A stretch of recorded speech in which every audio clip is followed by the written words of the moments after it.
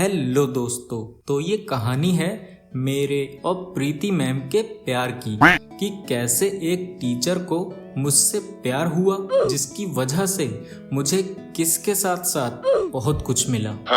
अब स्टोरी आगे बढ़े उससे पहले आप लोग ये जान लो कि ये वीडियो समझने के लिए पहले आपको पार्ट 1 और 2 देखने पड़ेंगे। लिंक डिस्क्रिप्शन में है, तो जाओ और पहले वो देख लो। ठीक है। और जैसा कि आपको पता ही है कि मेरी वीडियो आप लोगों को देखने से ज्यादा सुनने में मजा आता है, तो कानों में ईयरफोन्स डाल के थोड़ा ध्यान से सुनना। अच्छा। अब जैसा कि आपको याद होगा कि पिछले पार्ट्स में हमने देखा था कि जब मैम मुझे अपना लंच खिलाती हैं और मेरी इतनी केयर करती हैं, तो मैं उनसे खुश होकर उन्हें हक कर लेता हूँ, जिसकी वजह से मैं उनके और करीब आ जाता हूँ।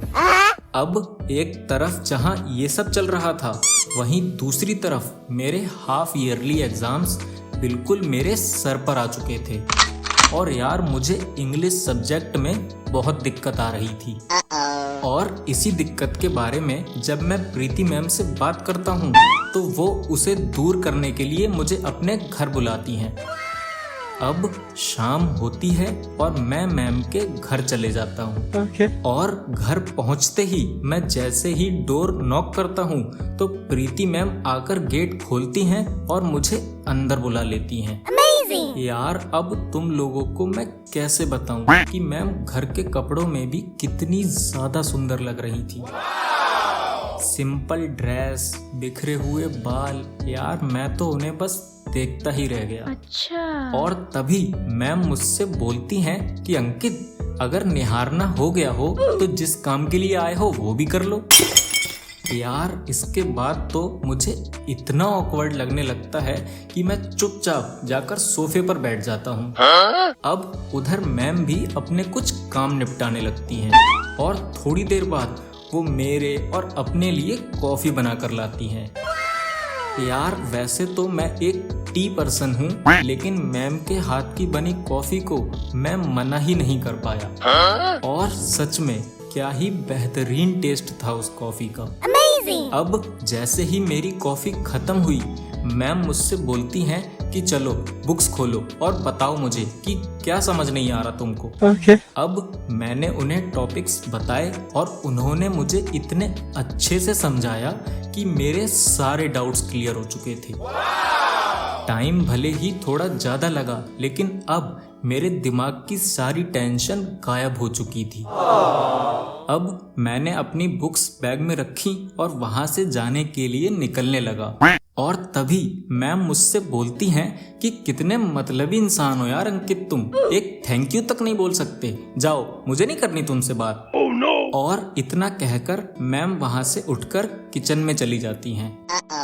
अब मुझे भी रियलाइज हुआ कि मैम की बात तो सही है, उन्होंने मेरे लिए इतना किया है तो मेरा एक थैंक यू बोलना तो बनता है। बस इसीलिए मैं भी उनके पीछे पीछे किचन में चले जाता हूँ और वहां पहुंचकर मैं उन्हें पीछे से हक करके बोलता हूँ कि सॉरी ना मैम, बस पेपर की थोड़ी सी टेंशन थी, बस इसीलिए आपको थैंक्स बोलना भूल गया। मैम ने मेरी बात समझी और मुझसे बोला कि चलो कोई बात नहीं, मैं तो बस यूं ही कह रही थी। और उसके बाद मैम ने मुझे अपने पीछे से हटाया और मेरी तरफ टर्न होके मुझे हक कर लिया। और यार यही वो टाइम था जिसकी वजह से मैं सबसे ज्यादा बहका और एक गलत कदम उठा लिया। Oh, no! तो यार हुआ ऐसा कि जब मैम ने मेरी तरफ टर्न होके मुझे हक किया तो मुझे लगा कि मौका अच्छा है, बस इसीलिए मैंने हिम्मत करके उनके होठों पर किस कर लिया। अब जैसे ही मैंने उन्हें किस किया, उन्होंने एकदम से मुझे हटाया और एक जोर से चांटा मारा। यार मुझे तो कुछ समझ ही नहीं आया और तभी मैम मुझसे बोलती हैं कि कितना अच्छा समझती थी यार मैं तुमको, और तुम ये सब करने आए थे। Oh, no! और उसके बाद मैम ने मेरी बिना कुछ सुने ही मुझे चुपचाप अपने घर से जाने को कह दिया। मैं भी बहुत ज्यादा डर चुका था, बस इसीलिए मैं बिना कुछ कहे ही वहां से चले आता हूँ। अब उसके बाद कई दिन बीत गए, लेकिन मैम की और मेरी ना तो कभी 1 to 1 बात हुई और ना ही उन्होंने मेरा सॉरी एक्सेप्ट किया। अच्छा।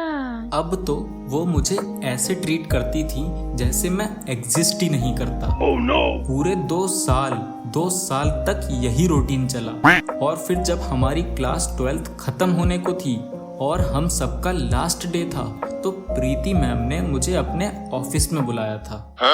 अब क्यों बुलाया था या क्या वजह थी, अगर आप लोग सच में जानना चाहते हैं तो ही मैं स्टोरी आगे कंटिन्यू करूंगा।